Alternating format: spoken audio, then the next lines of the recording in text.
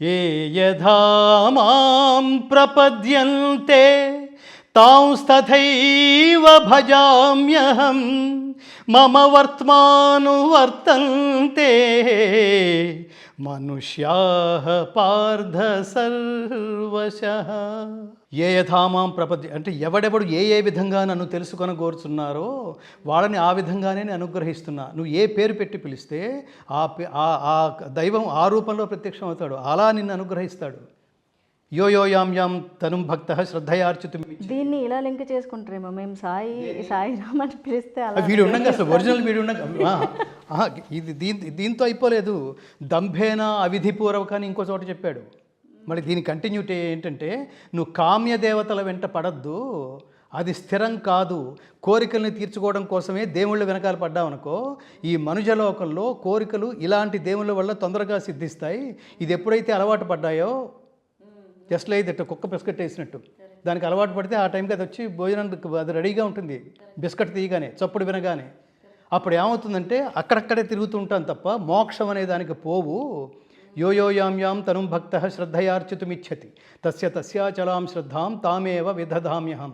కామ్య దేవతలు నాకు అది కావాలి, నీకు ఇది కావాలి, ఈయన కోరుకుంటే అది వస్తుంది, ఆయన కోరుకుంటే ఇది వస్తుంది అనుకుంటూ అవన్నీ అనుభవిస్తూ ఇక్కడే ఉండిపోతారు. మీరు దానికోసం ప్రయత్నించకండి. అన్నీ ఇవ్వగలిగే మోక్షప్రదాత మోక్షచేత్ జనార్దన, అక్కడికి ప్లాన్ చేయండి అని చెప్తున్నాడు. దీన్ని లింక్ పెట్టుకుని ఇది మాకు ముందే రాబోయే కాలంలో ఉండే వీళ్ళందరినీ అవతారం అంటున్నారు. అసలు చాలా దురదృష్టం అది. అవతారం అనే మాట చాలా విలువైంది. అవతారం అంటే దిగుట అని అర్థం. వాడు నువ్వు బావిలో పడ్డావు, నిన్ను ఉద్ధరించడం కోసం ఆయన కూడా బావిలోకి దిగాడు, నీకు చెయ్యి అందించి బయటికి మోక్షం అనే మార్గం వైపుకి తీసుకువెళ్ళటానికి. నీ కాన్సన్ట్రేషన్ అటు ఉండాలి, ఇవి కాదు.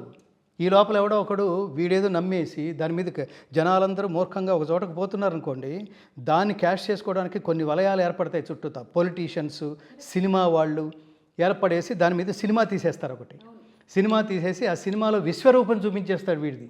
అవును, అసలు ఎంత మూర్ఖత్వం, ఎంత దారుణం అది. విశ్వరూపం ఎవరికి పడితే వాడు విశ్వరూపం చూపించేస్తారా? దాన్ని చూసి కామన్ మ్యాన్ ఉంటాడు చూడండి, అసలు మూర్ఖ ఏదీ తెలియని వాడు ఆ ఎమోషన్కి ఏదో కనెక్ట్ అయిపోతాడు. కనెక్ట్ అయిపోయి ఈయనే దేవుడు అంటాడు. అంటే నువ్వు దేవుడు అంటే దేవుడే. ఇంకా దేవుడు అనే పదానికి అర్థమేం లేదు. ఎవడు చెప్పాడు? ఏ ప్రమాణంతో నువ్వు దైవంగా కొలుస్తున్నావు? ఆల్రెడీ ఇప్పుడు ఈ లెక్కన ఆల్రెడీ ఉన్న దేవుడు ఏమవుతాడు? ఇంతకంటే మించని నువ్వెలా అనుకున్నావు? నీకున్న నాలెడ్జ్ ఏమిటి? నీకున్న గురువు ఏమిటి? వాడుకున్న వ్యాపారం ఏమిటి? దారుణం అది. నువ్వు అలా చేయడానికి వీలే లేదు. అది వీలే లేదు. దాని లోతులకు వెళితే ఒక్కొక్క దాని చుట్టూతో ఎంత వ్యాపార సంస్థలు వెలిసిపోయినాయి. హుండీ పెట్టేయటం, దానికి వ్యాపారం, లక్షలు కోట్లు పెరుగుతున్న కొద్దీ అక్కడ మళ్ళీ దాడులు, బాంబులు, ఇవే. అక్కడ భక్తి ఉందా?